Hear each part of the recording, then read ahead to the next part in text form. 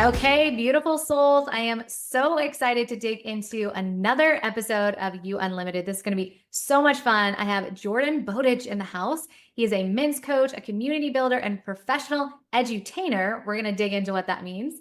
Known for blending brotherhood, authenticity, and humor to inspire playful transformation that supports good guys becoming great men. So, Jordan, welcome to the space. I am so excited to dig in with you today. It's going to be a lot of fun. Come on now, let's go. I'm Let's here. go. Mhm. So we were talking about this offline, but I'd love for you to share a little bit more about an edutainer. What does this Uh, mean? Tell us more. Well, it is a blend of educating or education and entertainment or entertaining. So I love being entertained, as I think most people do. And I sometimes like or even love being educated.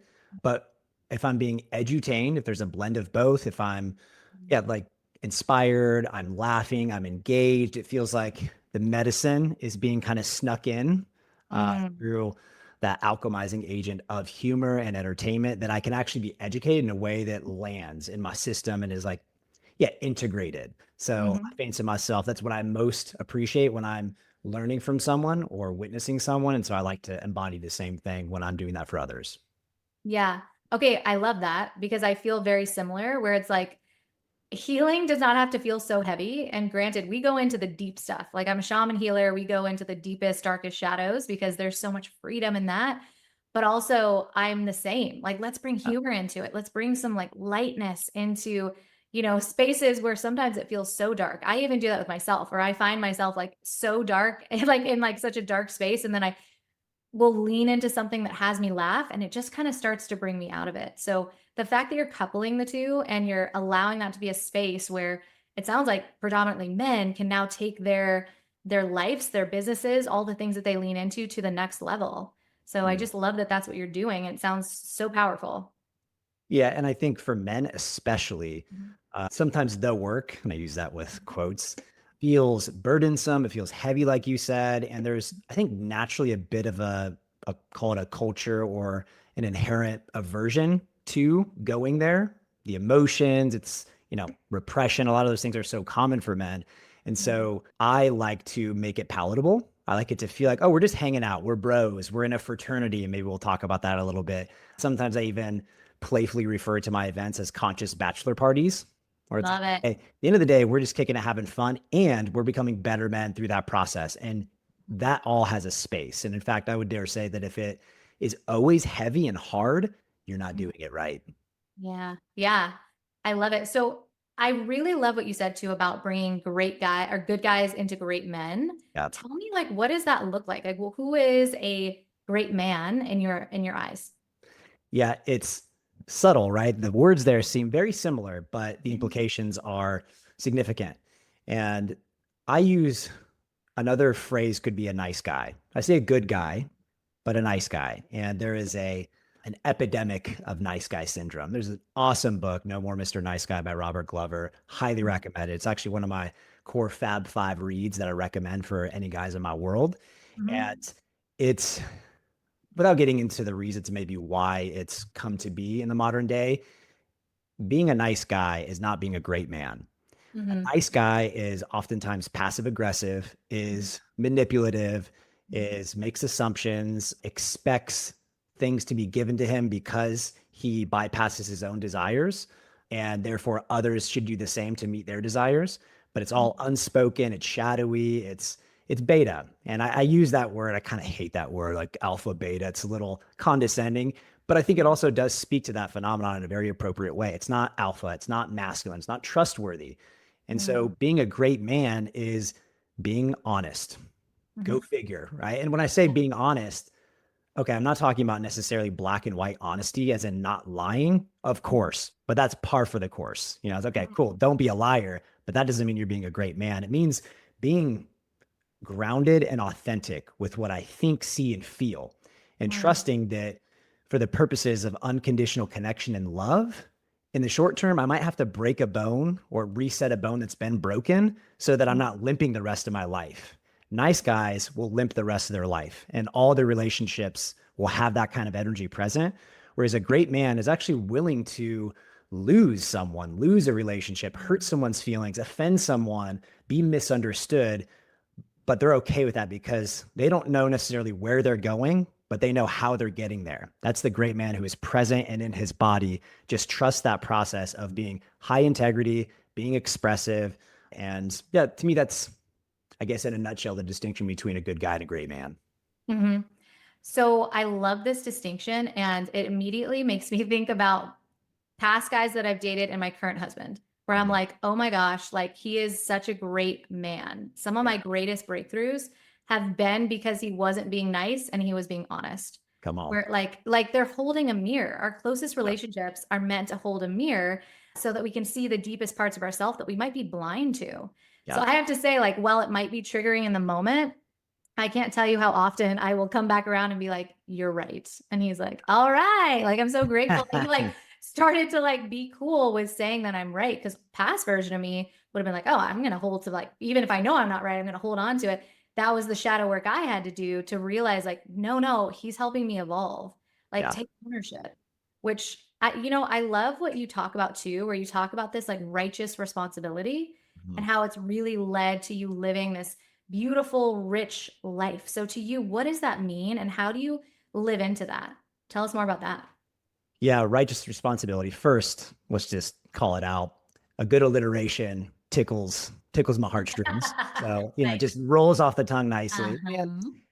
also a side note, I grew up with some strong Christian influences. So there's notes of that in kind of my teachings, and the word righteous packs a punch in that regard. And for some people it has some baggage, but for me, righteous just feels good, true, and godly. And so righteous responsibility, I think oftentimes, and I speak about men most often because I'm a man and I can more directly relate with men, and those are who I support.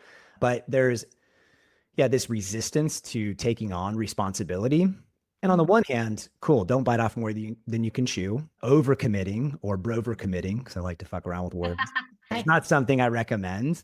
Yeah. I think all too often men undercommit because they're afraid to take on more responsibility. I'll even make it personal. Sometimes I undercommit because I'm afraid of more responsibility because it's, there's, I'm giving something up. Like Mhm. that's just the reality of trade-off. And yet I find that when I lean into responsibility that is righteous, that is aligned, my capacity somehow, I don't fucking know how, but it Mhm. expands Yes. and I'm able to handle it. So I think about, just to get a little bit more specific, we got another dog recently. And so we have two dogs, and not only just a dog, but a Great Dane, a horse dog Yeah. who's he's already massive and he's like growing a pound every day. He's going to be triple the size he is currently. And Nice. it's never convenient to do something epic, to take on more responsibility. But I'll tell you what, I love dogs, and dogs, to your point of being a sacred mirror, my wife is my most sacred mirror, right? And a dog is an incredible sacred mirror. Yes. He is, I grew up, I became a young man having a pit bull, Biggie Mhm. James Smalls, my late great firstborn dog son that passed away a couple years ago. Mhm. And he was 12 and a half, and I got him just out of college. I had no idea what I was getting myself into, right? It was like not a good decision if I were to just objectively or subjectively look at it in hindsight. And I'm so grateful for the gift that afforded me on so many levels. Obviously, the companionship, Mhm. but through the lens of being a great man and being a strong leader, it's like Mhm. this primal beast, but this evolved primal beast, Mhm. pretty simple in a sense, right? A beacon of unconditional love and also a radical reflection of how am I showing up as a leader? Because if I'm Yes. not a strong leader, he gonna test me on that and he gonna show Yes. that I'm not. And so, that's just one example. I think every young man should get a dog. And I don't Mhm. I don't shit on people, willy-nilly, but in this context, every young man should get a dog. Yeah. And another, of course, is having kids. So Mhm. taking on the responsibility of having kids. I this story of there's too many people in the world, like it's irresponsible to have kids, or even just the more subtle of I don't want kids. Like I'm in a committed partnership and I don't want kids. I'll just acknowledge that there's some judgment here and I'll just own that. I I think more often than not, that's not like a decision that is taken from a place of true alignment. It's Mhm. coming from a place of fear around having more responsibility and taking that on. Because there's nothing more think the most spiritual path involves having children. That has Mhm. been my personal experience. And again, not convenient to have kids. My life is very different now. And even just starting the process of having kids, what it opened up for me and my wife. And Yes. she had an early miscarriage, we had a late term loss, Mhm. and that took a toll on our relationship. Yeah. And I'll tell you what, our foundation is so much stronger than it otherwise would have been. And now on the other side, we have a beautiful 10.5-month-old son. Mm. And we're talking about starting to try to have our next one later this year. And, be fruitful and multiply, I heard the Lord say. Yeah. And Oh, I think it's beautiful. yeah. Yeah. There's so much there. Like I find when like what you were just saying about stepping into more responsibility, it actually puts a lot of things in perspective Yeah. where you're like, okay, if I have the dog and now I have the child, or, you're starting to kind of dip your toe into having more responsibility, you start to recognize what's really out of alignment, like what was Yes. taking up a lot of space that actually isn't something that your soul's really desiring. So Mhm. that was a big thing. Some of my biggest spiritual awakenings as well were through having a dog. She Mhm. passed away at 14 and a half. And that loss, but it was the biggest spiritual awakening. Well, not the biggest, because I've had a lot since then, but my first biggest spiritual awakening where all of a sudden it was like, for me, what was kind of wild about that experience was I had made an appointment with a psychic 9 months before it happened, Mhm. and she passed away on the day that I had the appointment. Whoa. I was like, this is the first time I'd ever talked to a psychic, a medium. Like, I was like, I don't know what any of this is.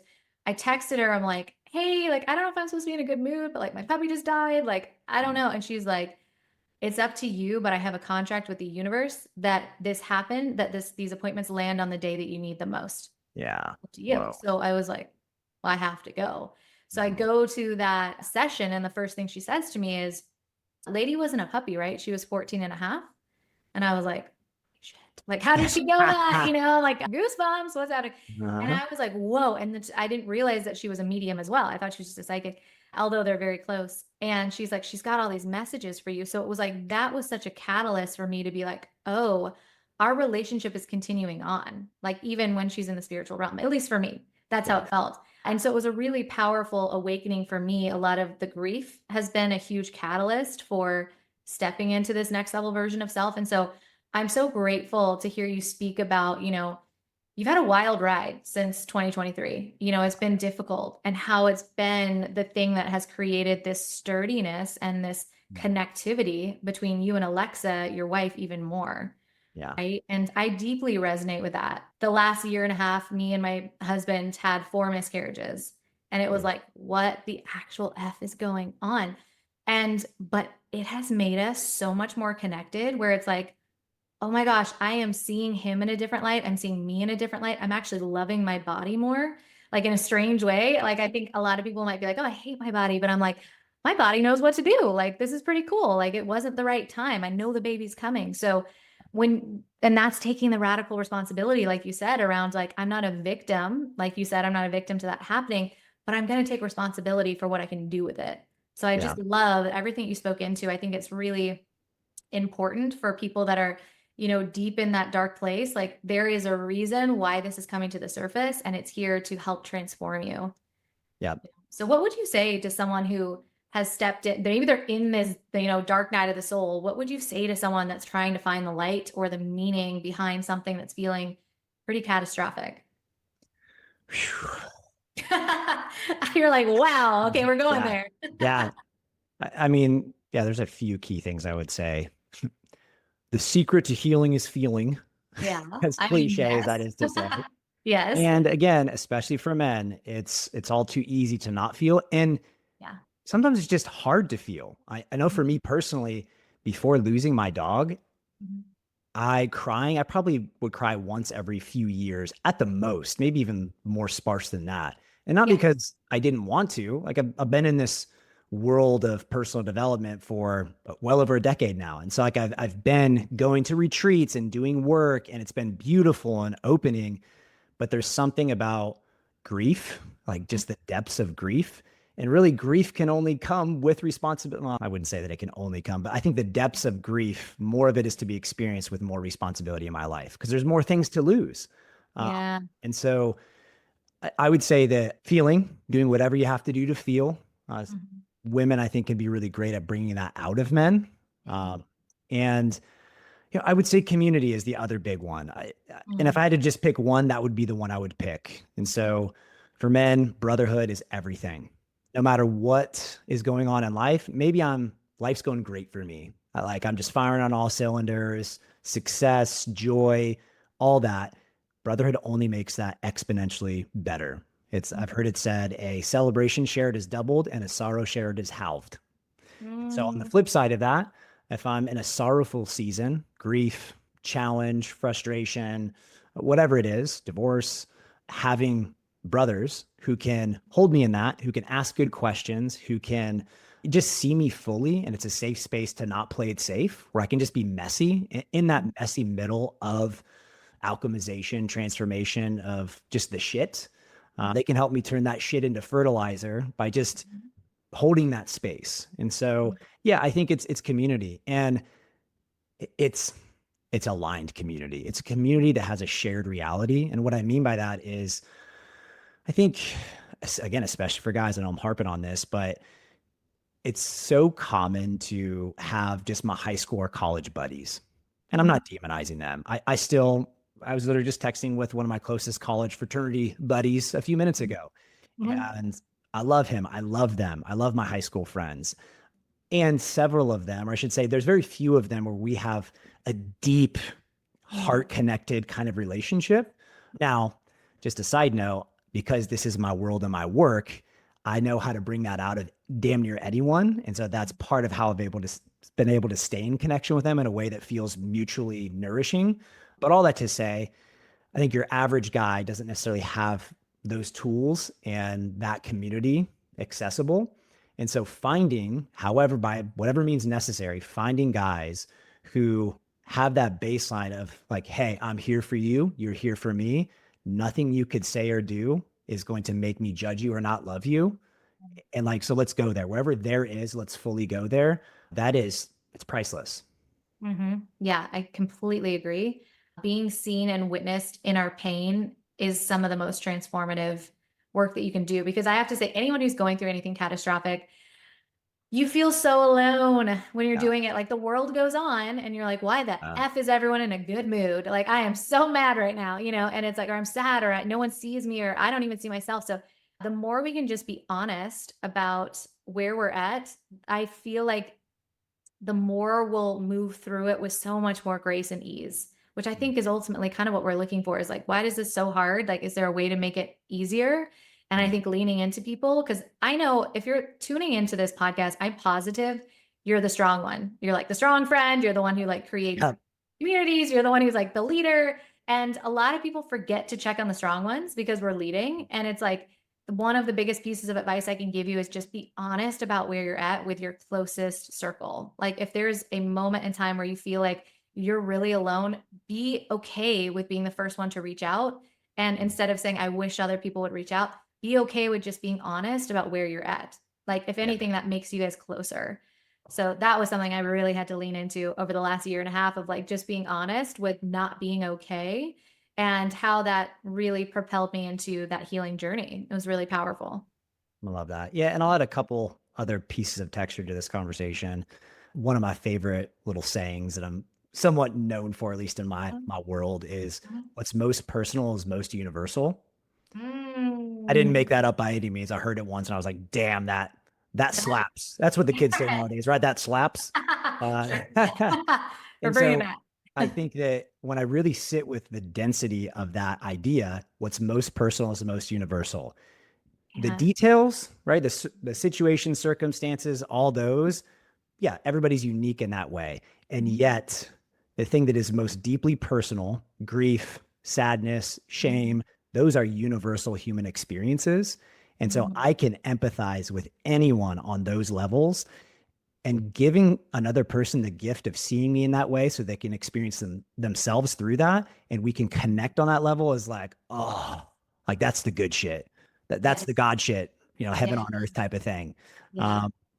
Um, speaking of, you said goosebumps. I Same. got a I'm like, little God bumps over here. Come on. yes. Wow. Yeah. Yeah, Yeah. that's powerful. That really landed for me. I've never heard anyone say that, even though you're like, I didn't make it up, but like, I'm like, oh my gosh, that changes things within me. Like, I feel like things within my cells just like turned on, like in a good way, where I was like, wow, that's so true, Yeah. And it's so funny because we all think we're the only ones going through it. And it's like, it's so not true. So thank you for that reminder of like, it's true that the things that are most personal are the most universal. So powerful. And you know what I love too about what you were saying was this idea of leaning into community. And so not only have you surrounded yourself in that, you've actually built that. Like you've built conscious communities for males to come together and to step into being, great men. And so share with us more about these containers that you've created and how they are transforming the men that are stepping into the space. Yeah. Mhm. Let's see. So I think to tee this up, I referenced the fraternity at least once or twice already in this conversation. And Yeah. I'll just acknowledge that there are stereotypes for a reason. Fraternity, sex, drugs, and rock and roll, all of that, there's a reality there. And for anybody who's never been in that setting, or certainly for the guys who can, there's or have been, there is the brotherhood, the rituals, the rite of passage that I got to experience in college. I went to San Diego State. I was in Sigma Chi. Shout out to my brothers if any of them are listening. Nice. Uh, it, for 18 to 22-year-old kids, essentially, to have that kind of responsibility of like managing a few hundred guys that are unruly, high testosterone individuals where there's no rules. I mean, we lived in a house with 45 guys lived in the house Mhm. and Wow. and it was like our house, Yeah. whatever we wanted with it. And so it was this sandbox where we had like a $250,000 budget that we were managing every year. Yeah. And we threw these huge, highly produced parties Mhm. where we would transform our house, build structures, have performers, and all that kind of stuff. And we would run a pledge class every semester. And we wanted to mold these guys into being high integrity dudes in the midst of Mhm. this chaos. And Mhm. so that structure showed me what's possible with that range. And I'll just a side note here, my favorite quality in friendship and just in relationship in general is range. So Mhm. in one moment, I can be talking shit to my dude, being politically incorrect and Mhm. roasting him and just being in that playful energy. And in the next breath, I can share some of the deepest, darkest, most shameful shit I've ever experienced. Mhm. And we can do that dance and live in that like polarity paradox, if you will. And my fraternity was like an incubator for navigating that kind of energy. And Mhm. so, all that to say, after I got out of college, I was like, hey, well, now what do I do? I guess I join, the workforce and put my marketing degree to good use, like a good college grad young Yeah. man. And Mhm. and it was just not it. It was not the thing, Mhm. and I Yeah. am grateful for that time. And then one day I woke up, I read The 4 Hour Work Week by Tim Ferriss, and Mhm. it was like it kind of changed everything for me. It was the first time I had read a book for leisure in my life at like 23, 24 years old. Yeah. And so I sold everything I owned and started living out of my car with Biggie, James Smalls, my pit bull I referenced earlier. And through that journey, I came across Bulletproof, which some people might be familiar with Bulletproof Coffee and the lifestyle brand nutrition company founded by Dave Asprey. And I just became a big fan of the brand, and the movement and the lifestyle really had a big impact on my life. And I actually became one of the early startup employees there. And so Mhm. through that, I got to bounce around the country and just be, the chief bulletproof bro was the title I gave myself. And so I Nice. would I would be at these mastermind retreats and festivals and health conferences, just slanging bulletproof coffee and preaching the gospel of bulletproof, Mhm. and got to meet all kinds of people. And so that was where kind of the worlds of the brotherhood, rites of passage met personal development. And then I started blending it together in a way that was just very personal. And I was sharing it, on my social medias. And, I would talk about a 30-day knob nom challenge I was doing, no booze, no masturbating. And I Okay. I went through a journey that I think is really common for people when they're living an unlimited lifestyle, if I want to just plug that in there, Yes, thank you. I'll which take it. is, I think it goes something like, and I got this from a mentor, and I think it's so spot on: joke, threat, teacher. Mm, So at first, when I'm just living kind of heart open and being expressive and exploring and being honest, sometimes it can be perceived as a joke, mhm, and that can be really challenging to navigate, to be mhm, perceived as a joke. And so to make it personal, a lot of my high school and college buddies, I was a little bit of the brunt of I was a joke. And it was like, Mhm. oh, fuck, what the fuck is Jordan doing again? Like weird. Mhm. And I'm good at playing that game of like roasting. It's just very common in brotherhood culture. Mhm. And I'm a human and it hurts sometimes. Mhm. But I knew I didn't know necessarily where I was going, but I knew how I was getting there. And so Mhm. how I was getting there was just being open. Mhm. And I just trusted in that process. And over time, sooner than later and rapidly increasing, I was the guy that people were reaching out to. My friends behind the scenes slide into my DMs, texting me like, hey, man, having a tough time. Just love your perspective on this. And so Mhm. organically, over the course of the following years, I just found myself being that guy. Mhm. And ultimately I became a teacher. And the threat in between, that's kind of an interesting phase. Like sometimes people are threatened by that way of being. It's like, because it's confronting. It's again a mirror of like, oh Mhm. shit, he's being expressive, he's sharing his shit. That feels uncomfortable to me because I'm not doing that in my own way, whatever that looks like. Not Mhm. everybody's meant to be doing knob knob challenges publicly on Facebook, but whatever that looks like for you. And so then I naturally became a teacher of this stuff. And I was like, okay, kind of surrender experiment style. If you're familiar with Mickey Singer's work, I was like, all right, the flow of life is showing me that I'm meant to move in this direction and integrate these parts of myself, the brotherhood and the personal development, and create something. And from that was birthed University of Man and my man meet retreats. And Mhm. so that's what I do now. It's what I love. Men's group, men's retreats. And it's that playful transformation that I think is just the spice of life. Mhm. Yeah. There's so much crossover in your story and my story as you were speaking. I haven't done that challenge, but that sounds great. That's not the crossover. But, I'm a sorority girl turned shaman. Like, so Mm. there was a lot of people that are like, what the actual F is going on over there? Because I was like, not that in college. And then suddenly I became this and it was like, but I've never felt more like me. And then people would slide into my DMs too and be like, hey, like, I don't know, what are your thoughts on this? And so through that, it just began to evolve into what it is now, which is so funny. I also had a marketing degree and I was like, yeah, that's not it. Yeah. So just the power of suddenly recognizing like, to ask someone at 18, first of all, to say, what do you want to do for the rest of your life is a little wild, Yeah. but two, the evolution of self. I mean, we're constantly evolving still to this day. We'll be evolving if we make it to 110, like whatever age we decide to cross over, we're continuously evolving and turning into a new version of ourselves. And so I'm curious, what is the thing that has supported you most in expanding your business? So, like, you had the concept, it's the spark. People showed up in your DMs. Like, when someone needs the teacher shows up, or whatever that saying is. You Yeah. probably know the saying. But it's Mhm. the idea of like, so that was the spark. Now, what did it take for you to actually start to really scale that into a business that feels supportive, that feels sustainable, that feels like something that's kind of like a masculine container in and of itself to Yeah. support you and your family? Hmm. It's funny. When you were first talking, the first thing that came to mind was sex. Yeah, yeah, let's go and there. Yeah. and I'll come back to that but I want to start with what feels actually more logistically true, let's say, Sure. which Yeah. is I hired a coach. Yeah. I referenced a mentor earlier in this conversation, Brandon Hawk. He serves so many roles in my life. I was literally just talking to him earlier today. He's one of my best friends. He was one of my groomsmen. Mhm. My first life coach, father figure, big brother, just like all those things.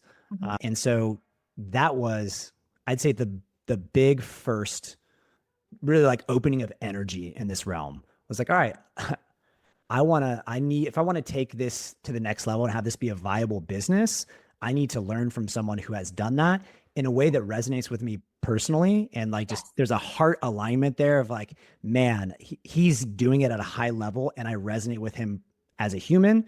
So I want to learn from him Yeah. and, putting my money where my mouth is. I think Mhm. that it's great to have a mentor that's unpaid. I have plenty of those and that's been important in my life.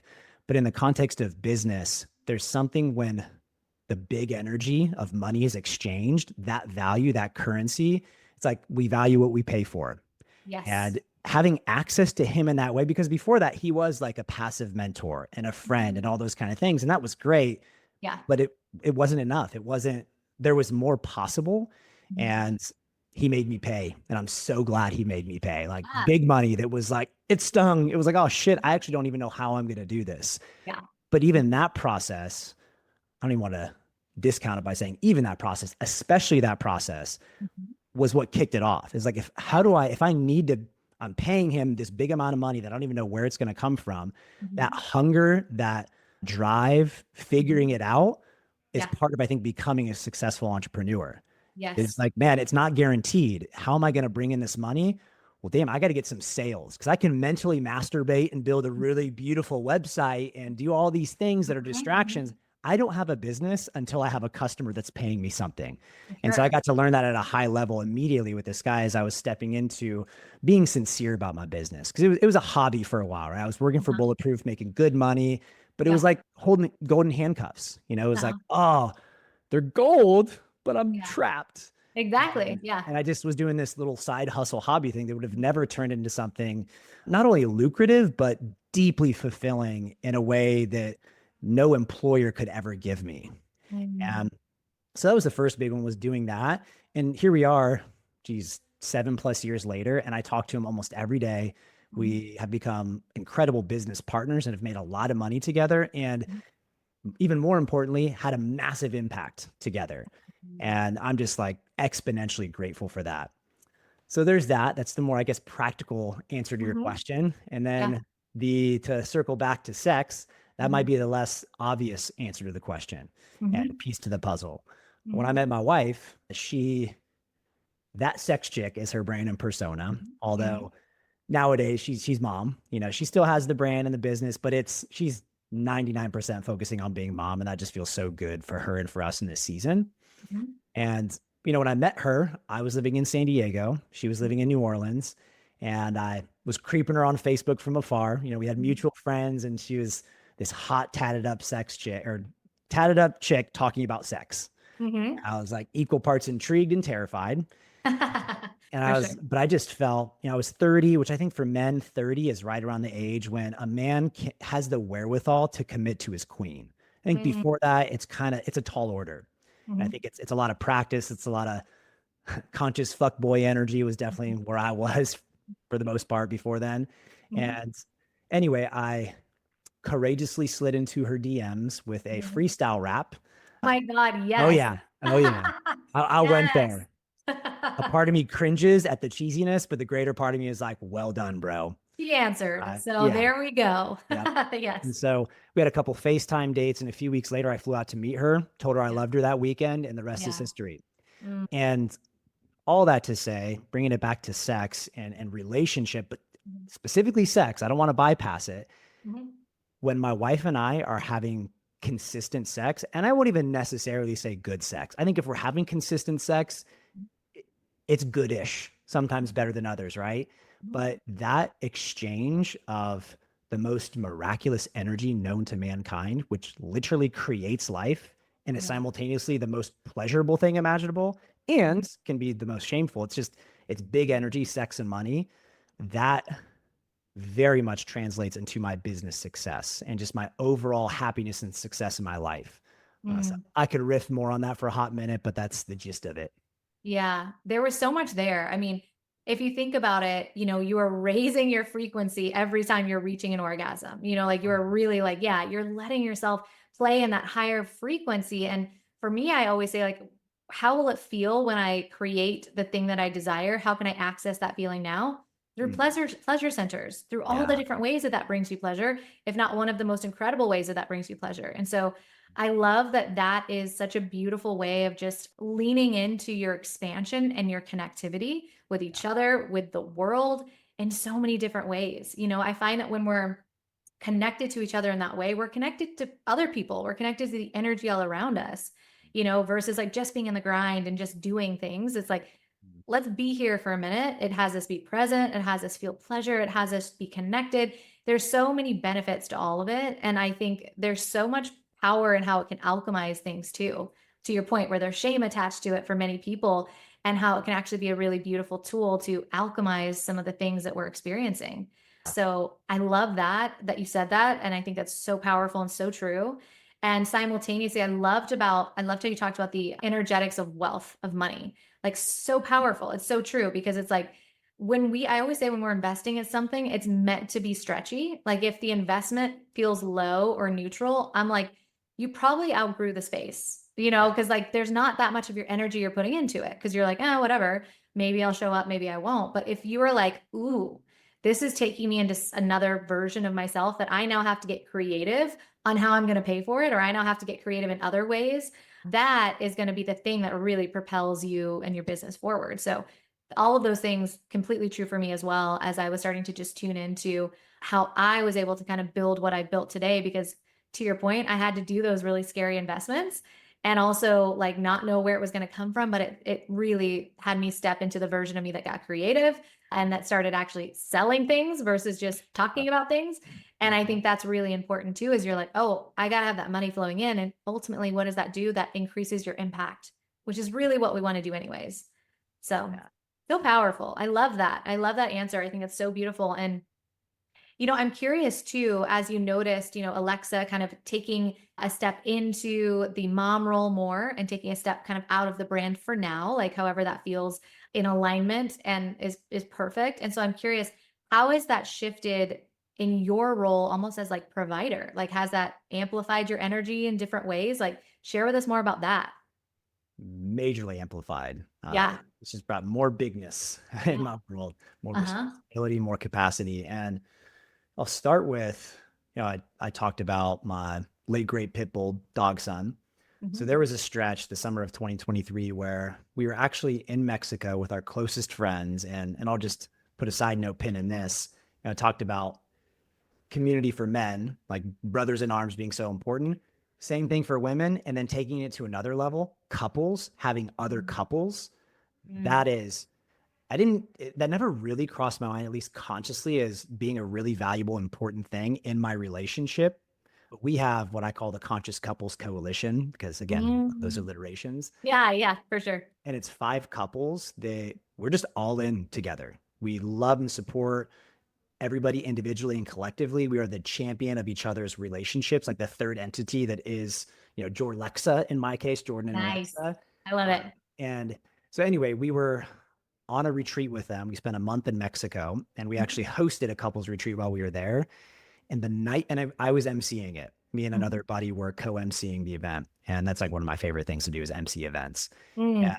that's when I really get to be in that edutainer role. Yes, for sure. And the night before, I get a call from my dog sitter that my dog had passed. Mm. And he had cancer and I was, it was coming at some point, but I thought I had at least a couple more months. Mhm. And so it was just, whew, I feel a wave of it in this moment for sure. It was just like overwhelming, Mhm. the grief and the disbelief and just the intensity. And so then from there, had the retreat and just showed up heartbroken and heart open. And sometimes that I've had experiences in my life where that just raw realness can be so powerful and can be such medicine, not only for myself, but people who are privileged to be in that space with me. Yeah. And I would say that that experience was very much that was present. And then, I don't know, a week later, my wife was 20 weeks pregnant.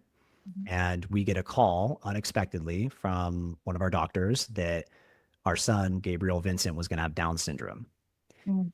And it was like, holy shit. Wait, what? Just very Mhm. disorienting. And Mhm. not what we were expecting, not what we Yeah. were desiring. Mhm. And so just the whirlwind of coming to terms with that. And I'd say we just started to taste embracing it. I Mhm. was calling him my Downy dude. And I was like, Yeah. Oh, so cute. yeah. And my wife Yes. and I were just like, cool, we started listening to podcasts, Mhm. reading books, and just getting into that world. Like, cool, we're going to be advocates for this community. And then even started to get excited, like Mhm. genuinely. And another week later, maybe 2 weeks later, my wife goes into labor Mhm. prematurely at like 22 and a half weeks, Mhm. which it, I won't get into all the details, but we're literally as we're landing back in Austin from Mexico, because things were just intense. Like it's time to go home. We had actually spent a half a day in the hospital in Mexico because there were some scares, but it seemed okay. But then we landed back in Austin. And as soon as we're landing, my wife's like, it's happening. We need to go to the hospital. Mm-hmm. Go to the hospital, and very quickly, within a few hours, our son was born. And at 22 and a half weeks, that's technically considered not a viable pregnancy, but it is right on the cusp to where, depending on the hospital you're at, you can choose to have them try and do everything they can to save the life. And that typically involves them immediately shipping off the child somewhere and just all the gnarly medical intervention stuff. And so we were faced with an impossible decision of, do we go that route or do we surrender and just accept what is and be with him as long as we have? And we chose the latter. And so we got to spend about an hour and a half with him, fully alive, fully a human. And it's so surreal to remember that. And yeah, and then we lost him. And that just sparked a lot of intensity in my wife and I's relationship. And literally my wife's calling me right as I said that. She's like, no. She's like, you're right, babe. She's the only one whose call goes through, because I'm not disturbed for everyone else. So, geez, I don't even remember your original question going down that rabbit hole, but that had a big impact. And that was just, not even 2 years ago now. Oh, the protector provider. And so from there, it was right in the middle of one of our biggest launches. And I say our because her and I, we have a company called Sex and Love Co. together. But she's the face of the brand, that sex chick. And I was more so supporting her. I would hold down the men's side of things, her the women, and together we'd support couples. And my stuff was steadily growing, and I was focusing more and more on my unique stuff. And then all of a sudden, literally again, in the middle of this launch, this happens. And it's the biggest launch of the year in our business. And she just couldn't fucking work, obviously, right? Like, it was just like, are you kidding me? Yeah. And so we did our best to just manage that launch and got such great support from friends and community in so many ways, monetarily and otherwise. And then from there, it was hard for her to just deliver on stuff and to keep up with the things she was already committed to. And so then it was like, all right, it's time for me to fully step up and be the primary provider and get to a place sooner than later where if my wife wants to work, she can. If she feels inspired to, great. But I wanted to get to a point where she doesn't have to ever again if she doesn't want to. And I think it's a similar, just to liken it to business in general. Building a business that could sell is a great way to build a business, right? And so I may never sell the business, but if I'm building a business through that lens, that's a healthy business. And so it's kind of similar with her of like, all right, I want to get to a place where she can work if she wants to, but she doesn't have to. And over the course of that next, I guess, couple years, year and a half, I got to that place where now she doesn't have to work. And it's funny, at the time of this recording, which I'm looking at my clock and it's 2:22, obviously. There we go. God shit. And she's actually getting back into that flow of excited about working. And so we have a new endeavor, a physical product that we're getting really excited about in like the sex space, and we'll see where that goes. But it feels so good that she gets to do that from a place of inspiration rather than obligation. Yes, absolutely. So powerful. There was just so much there. And I am so grateful that what I'm hearing you say is that you guys are following the energy and stepping in where it feels like you can expand most. So like where she was stepping back to like really come in and to heal, you were like, I'm going to expand into this. Like, I'm going to help fill the space. We're a unit, And so I just think there's so much power in that, because we're always doing that for one another, right? We're kind of like stepping in, stepping out. Creating a divine masculine container for the feminine flow is what I'm hearing as well. So allowing her to be in her feminine flow and her inspiration, and giving her the safety of a space to land and knowing that she's taken care of. So powerful. This has been so incredible. I would love to know, how are you living your most unlimited life? Like, what does that look like for you? And then we're going to connect on how people can find you. Yeah, let me sit with that. My most unlimited life. Maybe I'll double click, at least I'll start here with something we were talking about earlier. And you said this in a different way, but I'll say it my own way. It's like when I'm adding righteous responsibility, it's a crowding out that happens. So when I'm taking on aligned opportunities, and just leaning into what God wants for me. And obviously developing the discernment to be clear on what that actually is. Is this my mind playing tricks on me? Am I deceiving myself? Or is this true, divine shit that's coming through? But the more that I can actually take on more, the more unlimited my life is. And that might seem counterintuitive or like a paradox, because freedom, especially as a man, it actually comes through discipline and responsibility. Yeah. So When I true. was single and I could, have any woman I want, and just hear me when I say that, but I could do a thing or two. My wife's calling me again. Hopefully She's it's not like, I important. hear you saying that. She does, doesn't she? Oh shit. Okay. Nice. It's like, ding, Yeah. ding, I'm still here. Yeah. Nice. But I think that the grass is always greener, and there's just this limitless opportunity and this glamorizing of what may or may not be. But when I'm focused on, okay, this opportunity is presenting itself, it feels aligned. All right, I don't know how I'm going to make it happen. It's scary, it's edgy, but I'm going to lean into it.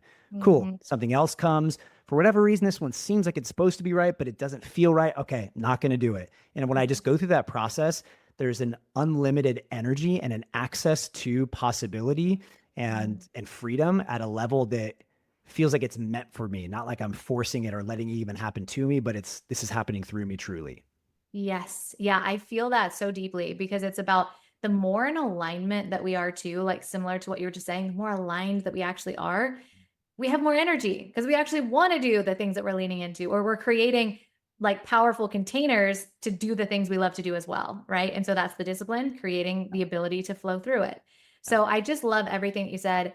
Jordan, this has been an incredible conversation. I'm so grateful for the depth and the humor and all the things that were encompassed in this space. So I'm positive that people that are tuning in want more of you. So where can they find you? Where are you hanging out? No, thank you for those kind words. I just Yeah. want to receive that in this moment. Yeah. I've really enjoyed this too, like truly. Yeah, I mean, the two main things that I'm doing, my retreats, my man meet retreat, which I do typically 2 a year, one in the spring and one in the fall. So I just had my most recent one in the spring. I usually do them here in Austin, Texas, where I'm located. So the Nice. next one is going to be in November. You can go to manmeetaustin.com and find out information on that. And then I have my year-long men's group, University of Man. And so that's the space between, if you will. My guys typically come to all my retreats, and I'm very proud to have a lot of repeat offenders. In fact, Mhm. 90% of my guys, this is a legit statistic, Mhm. come to more than one retreat. Mhm. 80% go to more than two. And so it's Mm. like the proof is in the pudding. People are continuing to come back, Mhm. and then most of those guys also that go to my retreats stay in the men's group. And there's just beautiful flow of like the consistency of the virtual and like the weekly touch points, and then the magic and the otherworldly that is in person, because there's no substitute for in-person experiences, and then the last thing I'll say is Instagram is where I'm most active, at Jordan Bowditch. That's where I like to play. That's where you can find all the things.